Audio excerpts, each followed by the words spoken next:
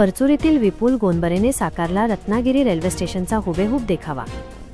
संगमेश्वर तालुक्यातील परचुरी वेल्लेवाडी येथील तरुण विपुल गोंदबरे यांनी आपल्या कल्पकतेच्या जोरावर रत्नागिरी रेल्वे स्टेशनचा देखावा हुबेहूब साकारला आहे।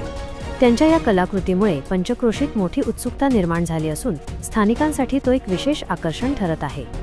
गोंदबरे यांनी स्टेशन परिसरातील प्रत्येक बाब अगदी बारकाईने टिपली आहे।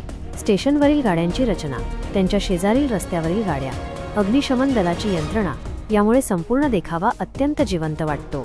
दूरवरून आलेले पाहुणे सुद्धा हा देखावा पाहून थक्क होत आहेत। नागरिकांचा प्रतिसादही उत्साहवर्धक आहे।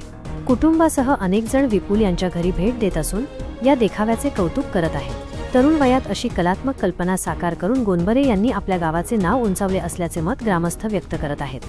सणासुदीच्या काळात लोक विविध स्वरूपातील सजावटी साकारत असतात, मात्र विपुल यांनी रेल्वे स्टेशनासारखा वैशिष्ट्यपूर्ण देखावा तयार करून नव्या पिढीसमोर कल्पकतेचे एक वेगळे उदाहरण ठेवले आहे।